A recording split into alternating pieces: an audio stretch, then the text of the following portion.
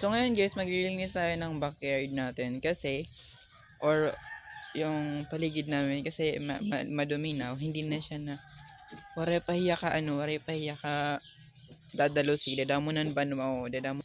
So dadamo na puro na kami banwao didi. So nagtikang na ako kanina. Asyali. Nagtikang na ako dida kanina.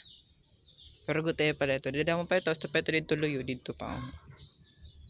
So yan natitikangan ko hiya nga malimpihan. So di ko nga tinikangan sinimulan ko na nga sinimulan ko na nga paglilimpyo nga diha amon balay ngen ito gin time lapse ko nala kay madam mahilabat akong video. So tinikangan ko ya kay nasa ring kailangan na malimpyuhan kay maghihimara din mini garden. Pero po ni amon gin papaw ko ila po ko nga di kay may dapo ko gimamang nga alagan kung baga amo to na peskwila ako na nagpapabantay nga diha akon. So yan na maghimo kami mini garden nga na sunod-sunod gyapon maghimo ko na buhan or lutuan kay asyaton asyan gin request sa akon.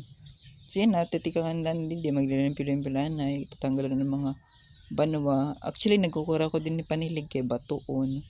Pero okay la, sige la kaya man kay nga na siya to na magtiterok gyapon ako para ta akong tuition kina-eskwela man gud ako. So unta mag-support ka mo akon ngan gyapon paki-follow gyapon an akong TikTok Edwin Falier pa-follow gyapon ako niyo. Nga asya gyapon para dumaw mo kita diba? Para gyapon makabulig ka mo akon. Nan makakabulig gyap ako pakon. Dumaw mo na kita. So siya to salamat salamatan mga magperme nagkikita akon. Shoutout niyan kan Wendell nga always nagkikita akon. Sana all sa UB. Matibay ka talaga, di mo talaga kaya matidir ka talaga na titinag. Thank you so much, madam.